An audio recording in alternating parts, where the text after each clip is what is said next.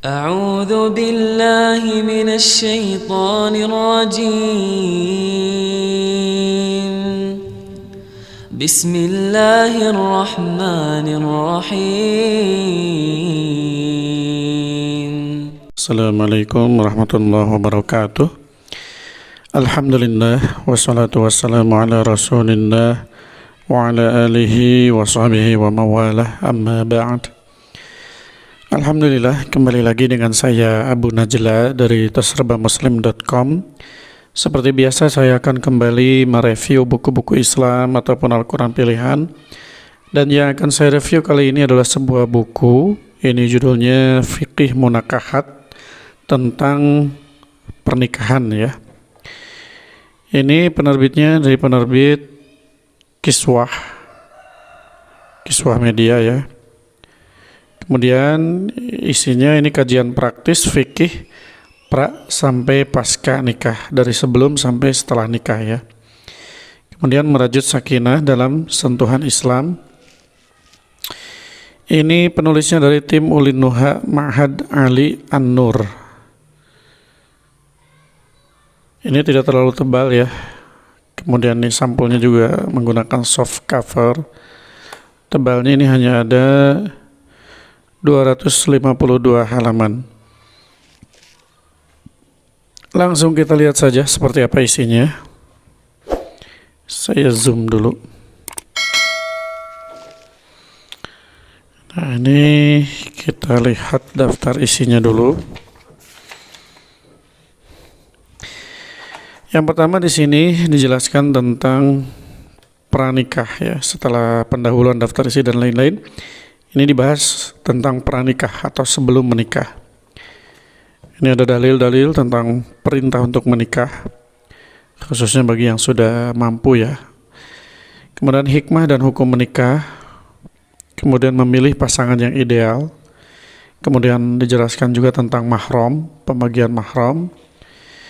Kemudian khitbah, pengertian khitbah pada wanita yang sudah dikhitbah. Kemudian ketentuan wanita yang dikhitbah, ini dijelaskan ya. Kemudian nador atau melihat ya. Adakah syarat sebelum nador? Apa saja yang boleh dilihat saat nador?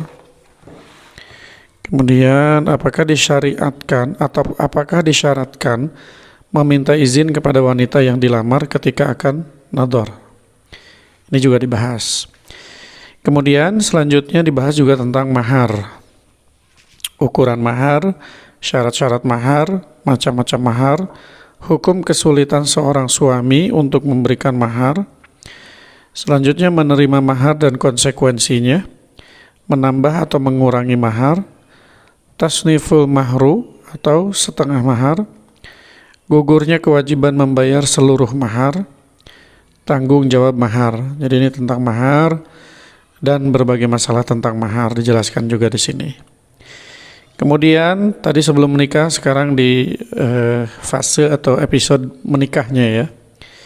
Saat menikah di sini dibahas juga tentang akad nikah, rukun-rukun akad nikah, syarat-syarat sahnya nikah, adab saat akad nikah. Kemudian ada wali nikah, syarat-syarat wali nikah, urutan wali nikah. Ini di sini dijelaskan kalau misalnya selain bapaknya ya, atau meninggal bapaknya, berarti siapa yang menjadi walinya. Di sini diurutkan yang paling prioritas lah istilahnya ya. Kemudian beberapa permasalahan yang terkait dengan wali dalam akad nikah. Ini juga dibahas. Kemudian wakil wali nikah, rukun dan syarat perwakilan wali nikah, faktor-faktor penyebab perwakilan wali nikah, lafal akad oleh wakil wali nikah. Nah, ini berbeda ya dengan itu ya tadi ya pembahasannya. Ada wali nikah, ada wakil wali nikah. Kemudian di sini ada saksi nikah, syarat saksi nikah, syarat teknis, syarat saksi yang diminta merahasiakan akad nikah. Kemudian adab-adab di malam pertama. Ini setelah menikah ya. Sebelum berjima atau berhubungan badan, apa saja yang mesti dilakukan atau doa apa saja saat berjima, Setelah berjima, seorang suami dibolehkan mencemurui istrinya kapan saja. Bagaimana wanita yang sedang haid di malam pertama pengantin baru? Ini juga dibahas. Kemudian walimatul urus atau resepsi lah kurang lebihnya ya kalau di kita ya bahasanya ya.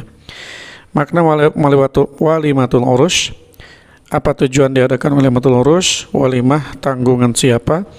Jika walimah dari pihak wanita, waktu walimah, beberapa hal yang harus diperhatikan dalam walimatul urus: tata cara penyelenggaraan walimah, hukum menghadiri undangan, kemudian doa untuk pengantin, doa setelah menyantap jamuan, bagaimana jika ada dalam acara walimah terdapat kemungkaran, misalnya dangdutan seksi-seksi misalnya atau yang lainnya ya. Bagaimana jika sifat undangan walimah adalah umum? Kemudian selanjutnya pernikahan yang diharamkan.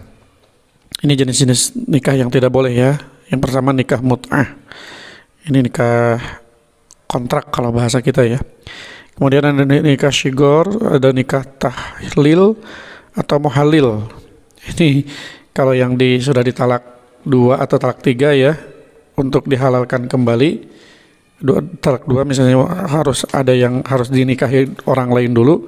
Nah ini ada dibahas juga di situ ya. Kemudian pernikahan pada masa jahiliyah, menikahi wanita di masa iddah, menikahi mahram, pernikahan yang menghimpun wanita dengan bibi atau saudarinya, menikahi mantan istri yang telah ditalak 3, menikahi wanita lebih dari 4.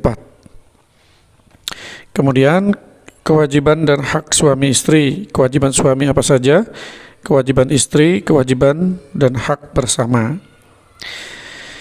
Kemudian pasca nikah. Pasca nikah di sini misalnya ada talak. Talak dijelaskan ya. Definisi talak itu apa? Hukum talak, hikmah talak, syarat talak, lafaz talak. Apakah talak harus dengan saksi? Bentuk-bentuk talak, macam-macam talak. Ini kadang kita banyak pertanyaan di sini ya. Kadang misalnya suami emosi, berantem, terucap kata talak, apakah sah talaknya? Di sini insya Allah dibahas juga ya. Kemudian iddah. Apa itu iddah? Bagaimana hukumnya? Apa hikmah disyariatkannya iddah? Apa saja sebab-sebab mewajibkan iddah? Macam-macam iddah dan kadarnya. Kemudian perubahan masa iddah, hukum-hukum seputar iddah.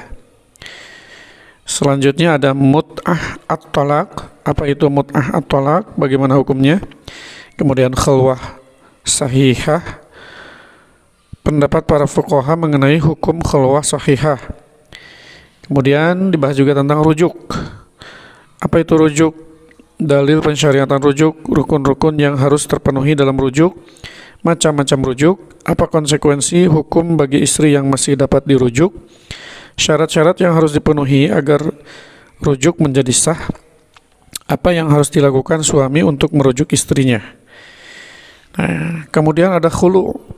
Apa itu khulu? Hukum dari khulu, apa saja konsekuensi hukum dan terjadinya khulu. Kemudian ada ila. Apa itu ila? Dalil persyaratan ila, persyariatan ila, rukun ila, syarat-syarat ila. Apa konsekuensi apabila ila terjadi? Selanjutnya ada zihar. Apa itu zihar? Rukun-rukun terjadinya zihar, berlangsungnya hukum zihar, apa konsekuensi hukum apabila zihar terjadi, pelaksanaan pembayaran kafarat zihar, kapan konsekuensi hukum zihar akan berakhir. Selanjutnya di sini ada hak-hak anak. Yang pertama nasab, rado, kemudian hadonah, kemudian nafkah. Terakhir ada daftar pustaka. Jadi lengkap ya, ini tentang munakahat dari awal sebelum kita menikah, khitbah dan lain-lain. Kemudian saat kita menikah, akad dan lain-lain. Kemudian pasca menikah misalnya talak, rujuk dan lain sebagainya dibahas lengkap di sini. Jadi walaupun tipis bukunya, tidak terlalu tebal tapi insya Allah lengkap ya. Ini contoh isinya ya, memilih pasangan ideal. Jadi disandarkan juga dengan dalil-dalil insya Allah yang sahih ya. Di sini dari riwayat Bukhari dan Muslim. Wanita dinikahi karena 4 perkara, karena hartanya, keturunannya, kecantikannya, dan agamanya. Maka pilihlah wanita yang taat beragama, niscaya engkau akan beruntung. Dan seterusnya ya. Jadi ini sangat saya rekomendasikan, khususnya bagi teman-teman yang akan menikah ya, supaya didasari dengan ilmu dulu ketika nanti akan mengkhitbah ataupun nanti untuk melaksanakan akad nikah, supaya tidak banyak pelanggaran. Nah, disarankan teman-teman untuk mempelajari dulu ilmunya seperti apa saja yang boleh, apa saja yang tidak boleh. Kemudian bagi Bapak Ibu juga yang sudah menikah, misalnya ada permasalahan dalam keluarga tentang kewajiban suami dan istri, juga di sini dijelaskan. Atau misalnya teman-teman atau Bapak Ibu yang sudah bercerai misalnya ya, dan lain sebagainya, ingin rujuk atau lain sebagainya, permasalahan-permasalahan setelah menikah, di sini juga insya Allah dibahas. Apalagi untuk para ustadz ya, atau para penghulu gitu ya, ini wajib tahu ya, karena mereka bergelut di bidang tersebut. Baik teman-teman, mungkin itu saja yang bisa saya share untuk video kali ini. Seperti biasa, bagi teman-teman yang tertarik untuk memiliki buku Fikih Munakahat ini, silakan teman-teman order melalui WhatsApp di 087 870 173 490. Terima kasih. Assalamualaikum warahmatullahi wabarakatuh. Terima kasih. Anda sudah menyaksikan video dari tasarbahmuslim.com.